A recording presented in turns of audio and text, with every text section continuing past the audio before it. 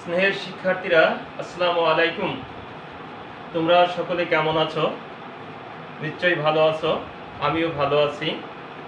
আমার পরিচয়টা তোমরা জেনে নাও। আমি মোহাম্মদ তারিকুল ইসলাম, সিনিয়র শিক্ষক, বঙ্গবাসী মাধ্যমিক বিদ্যালয়, খালিশপুর, খুলনা। আমি তোমাদের সঙ্গে গত ক্লাসে টেন্সের শ্রেণীবিভাগ সম্পর্কে আলোচনা করেছিলাম। টেন্স কাকে বলে, টেন্স প্রধানত কয় প্রকার, কি কি এ সম্পর্কে আলোচনা করেছিলাম। এরপরে বলেছিলাম যে পরবর্তী ক্লাসে আমি তোমাদের সঙ্গে প্রেজেন্ট টেন্সের যে শ্রেণী বিভাগ এ সম্পর্কে আমি আলোচনা করব। তাহলে আমরা আজকে প্রথমেই জেনে নেই প্রেজেন্ট টেন্সের যে 4টি বিভাগ আর 4টি শ্রেণী আছে এ সম্পর্কে আমরা জেনে নেই। প্রথমে আমরা জেনে নেব প্রেজেন্ট ইনডিফিনিট টেন্স সম্পর্কে।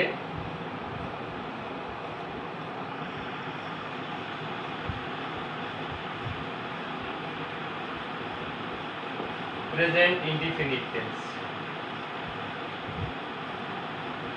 প্রেজেন্ট ইনডিফিনিট টেন্স কাকে বলে?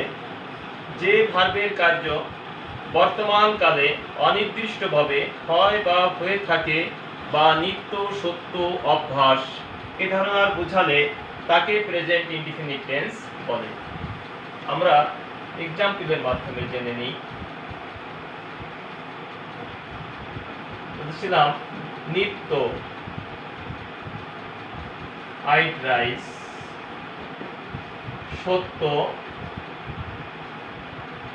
ম্যানিজ মর্টাল।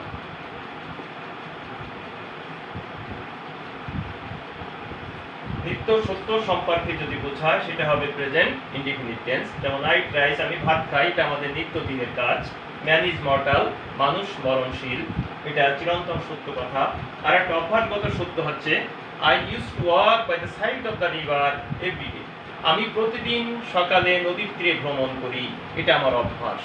এই ধরনের যদি বোঝায় তাহলে এগুলো হবে প্রেজেন্ট ইনডিফিনিট টেন্স। এই টেন্সকে চিনিবার উপায়, এই টেন্সে বাংলা মূল ক্রিয়ার শেষে করি, করো, করিস, খাস, যাস ইত্যাদি যুক্ত থাকিবে। এটা না থাকলে একে আমরা ধরে নেব যেটা প্রেজেন্ট ইনডিফিনিট টেন্স। এই টেন্সের বাংলা রূপ আমরা জেনে নিলাম। এরপর টেন্সের গঠন সম্পর্কে আমরা জানি, স্ট্রাকচার সম্পর্কে একটু জেনে নিই।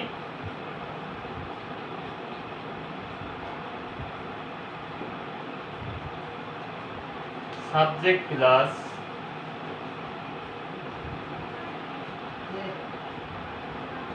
মূল ভার্বের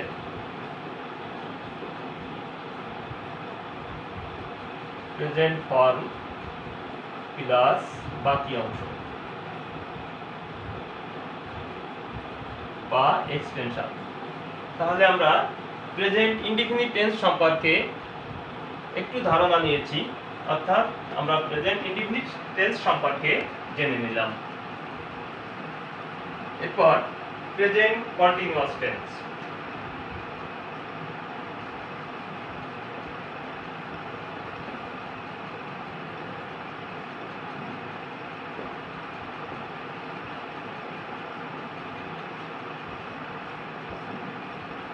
প্রেজেন্ট কন্টিনিউয়াস টেন্স কাকে বলে?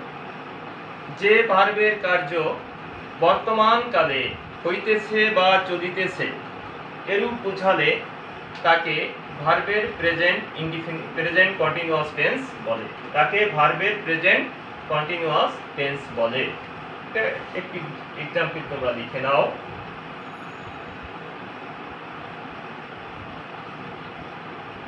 I am eating rice.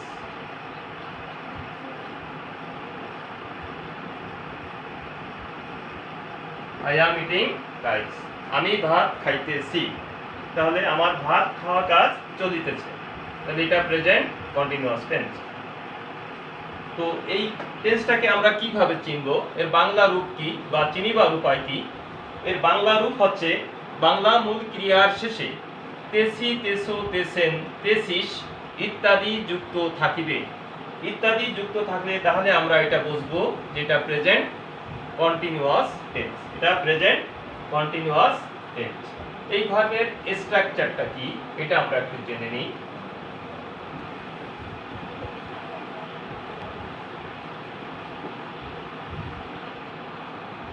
Subject plus am oblique each oblique are plus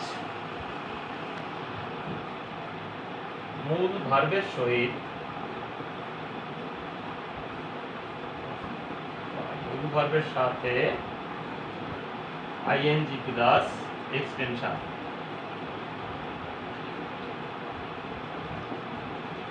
তাহলে আমরা প্রেজেন্ট কন্টিনিউয়াস টেন্স সম্পর্কে মোটামুটি ধারণা দিতে পারছি। তাহলে নিশ্চয়ই তোমরা এটা স্নেহের শিক্ষার্থীরা তোমরা এটা লিখে নিয়েছো। পরবর্তীতে আমরা প্রেজেন্ট পারফেক্ট টেন্স সম্পর্কে একটু ধারণা নেব।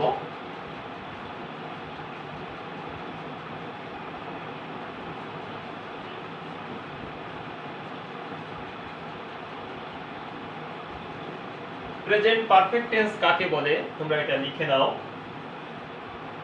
যে ভার্বের কার্য কিছুক্ষণ পূর্বে বা আগে শেষ হয়ে গিয়েছে কিন্তু তার ফল এখনো বিদ্যমান রয়েছে, এরূপ যদি বোঝায় তাহলে তাকে ভার্বের প্রেজেন্ট পারফেক্ট টেন্স বলে। তাকে ভার্বের প্রেজেন্ট পারফেক্ট টেন্স বলে। অর্থাৎ আমরা একটু এক্সাম্পলের মাধ্যমে জেনে নিই।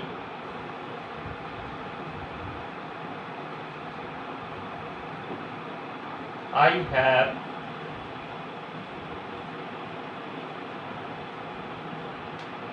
eaten rice. I have eaten rice. আমি ভাত খাইয়াছি।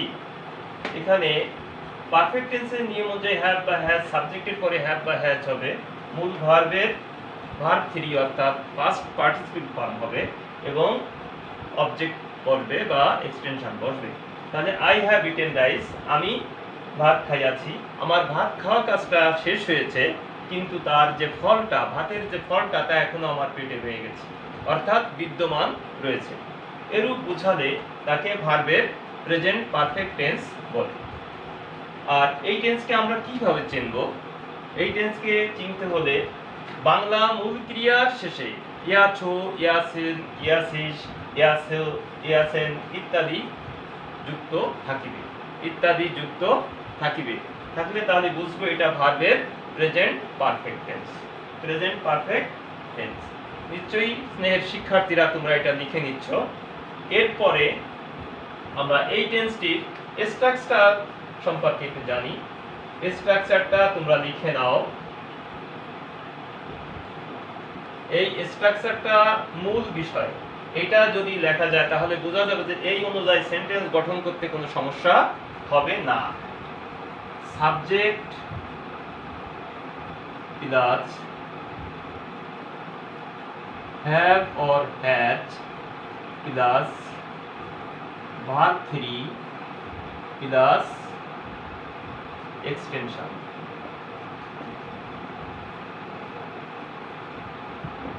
এখানে আই হচ্ছে সাবজেক্ট, আর সাবজেক্টের পরে আই পরে বসছে হ্যাভ, আর ইট ছিল, ইট হচ্ছে ইট থেকে হয়েছে ইটেন, অর্থাৎ ভার্ব 3। একটা ভার্বের 3টা রূপ থাকে, প্রেজেন্ট, পাস্ট এবং পাস্ট পার্টিসিপল ফর্ম। তো পাস্ট পার্টিসিপল ইট ভার্বের পাস্ট পার্টিসিপল ফর্ম হচ্ছে ইটেন, অর্থাৎ ভার্ব 3। এটা পারফেক্ট টেন্সের নিয়ম অনুযায়ী ইটেন হয়েছে, এবং রাইস এক্সটেনশন বা বাকি অংশ অর্থাৎ অবজেক্ট।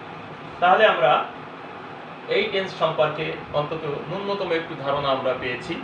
তাহলে প্রেজেন্ট পারফেক্ট টেন্স সম্পর্কে আমাদের একটু ধারণা পেলাম। আমরা পরবর্তী টেন্সে চলে যাই।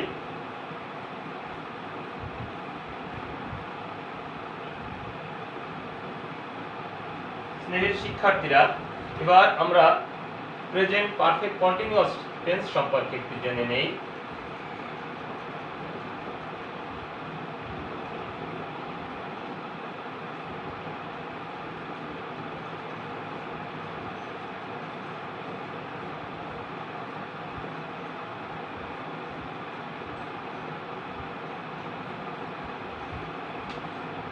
এই টেন্সটিও প্রেজেন্ট কন্টিনিউয়াস টেন্সের মতো, কিন্তু একটু পার্থক্য আছে।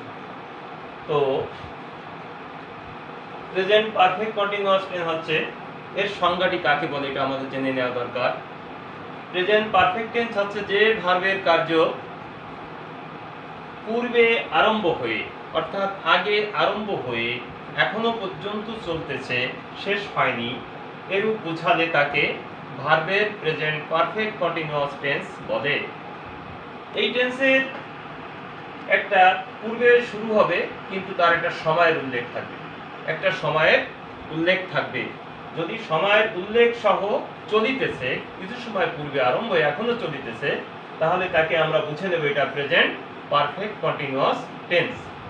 তো এক্সাম্পলের মাধ্যমে জেনে নিই।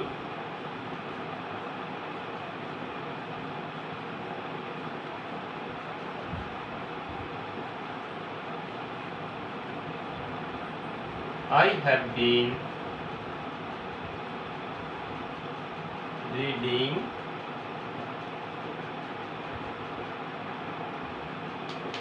in this school for 5 years.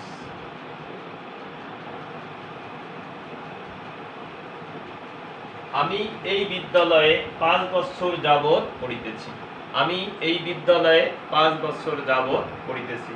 I have been reading in this school. আমি স্কুলে পড়িতেছি, এটা যদি বলি তাহলে এটা বোঝাবে প্রেজেন্ট কন্টিনিউয়াস টেন্স, কিন্তু এর সঙ্গে একটা সময় উল্লেখ করে দেওয়া হয়েছে ফর 5 ইয়ার্স। কয় বছর? 5 বছর।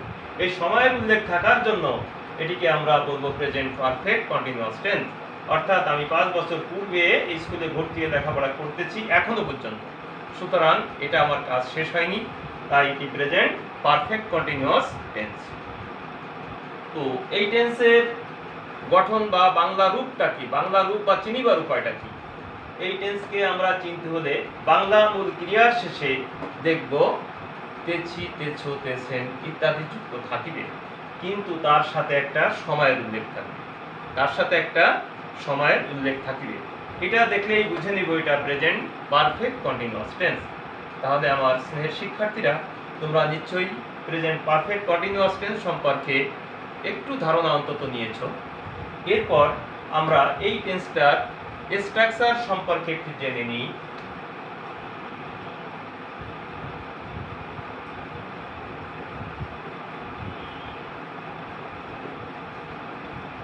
সাবজেক্ট প্লাস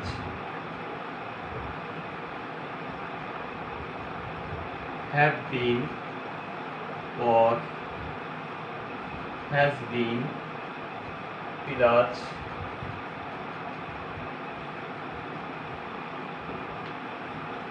মূল ভার্বের সহিত বা মূল ভার্বের সাথে ing প্লাস এক্সটেনশন।